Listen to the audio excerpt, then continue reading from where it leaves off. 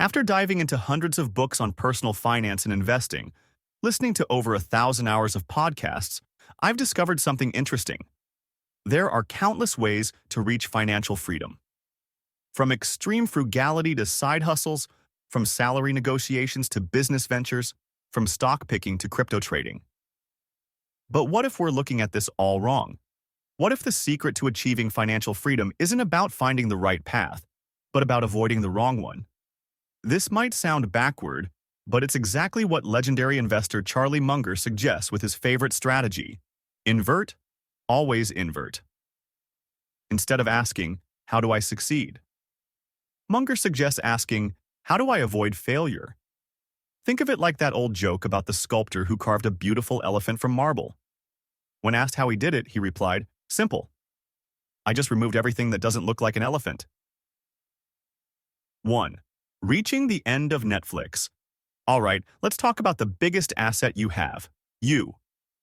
That's right, you're a multi-million-dollar asset, and not investing in yourself is like leaving money on the table. So why are you being stupid about it?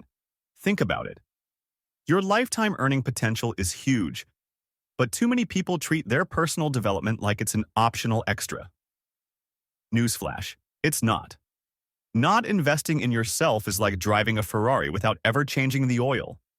Sure, it might run for a while, but eventually it's going to break down.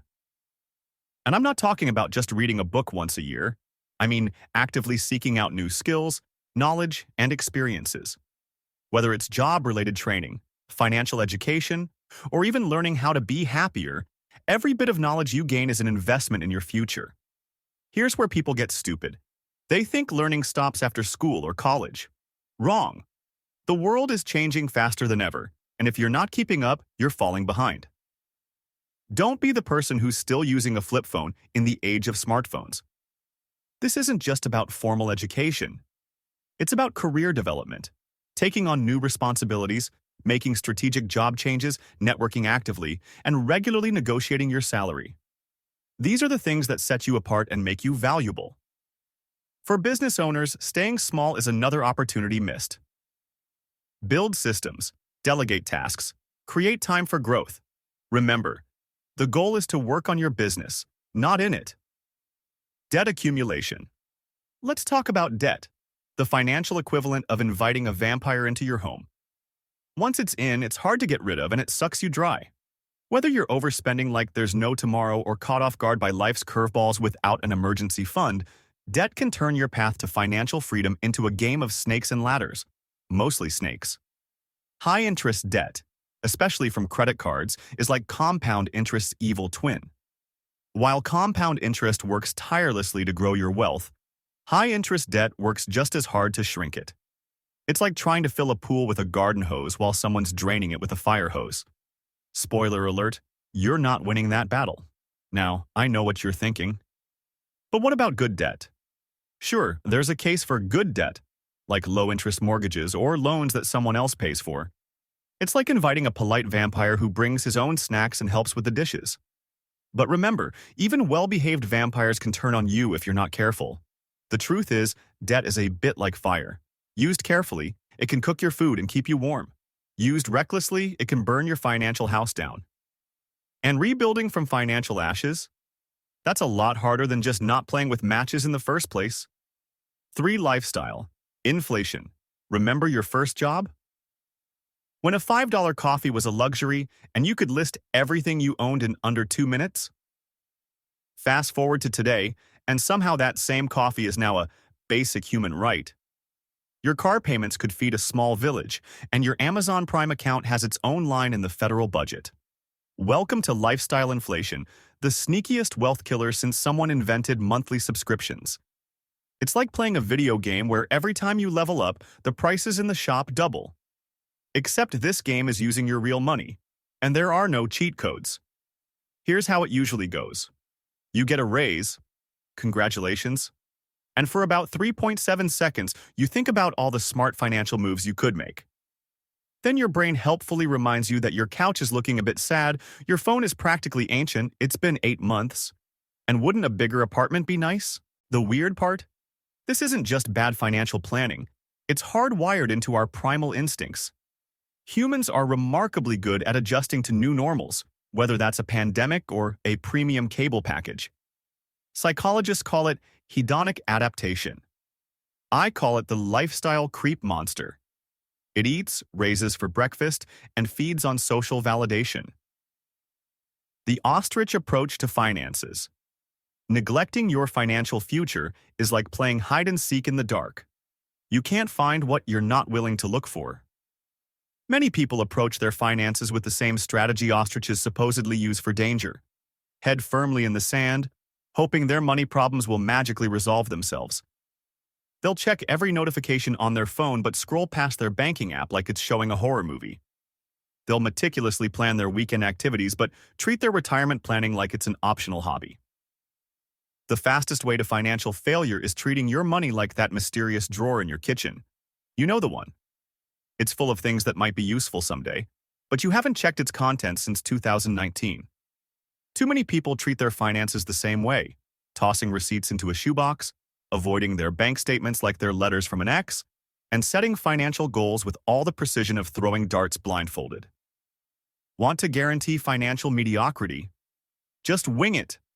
Don't bother tracking your spending. That's what your anxiety at 3 a.m. is for, right?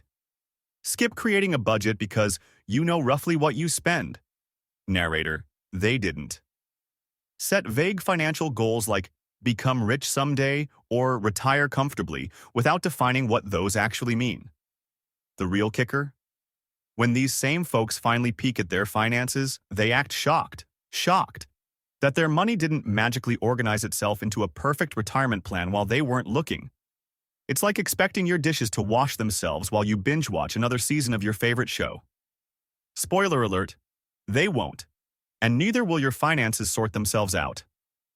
5. Thinking you are an investment genius. Let's finish with a hard truth. You're probably not the next Warren Buffett. Neither am I, and that's okay. The fastest way to shrink your investment portfolio is to convince yourself you're smarter than the market. You know that neighbor who always brags about their latest stock pick at barbecues? The one who put their life savings into crypto right before the crash because this time it's different? Don't be that neighbor. Here's a fun fact. Studies show that the more confident someone is about their investment skills, the more likely they are to lose money. It's like that old saying, in the market there are two types of investors. Those who don't know where the market is going, and those who don't know, they don't know. The second group usually ends up eating ramen for dinner. Want to know what stupid looks like in investing? Let me count the ways. Trading like a maniac, treating the stock market like an all-you-can-eat buffet, piling your plate with every hot stock tip and crypto moonshot. Here's the thing. Your stomach, and your portfolio, can only handle so much. Then there's emotional decision-making. Probably your biggest enemy is yourself. Panic selling during market crashes, selling low, then buying back in when all your friends are screaming about the money they've been making, buying high. Remember, volatility is the price you pay for long-term rewards. And let's talk about diversification. No, owning 5 different tech stocks isn't diversification. It's just being really sure you like Silicon Valley. That's like saying you have a diverse diet because you eat 5 different kinds of pizza. Using leverage without understanding it? That's like trying to juggle chainsaws. It might look impressive when it works, but when it goes wrong, it goes spectacularly wrong.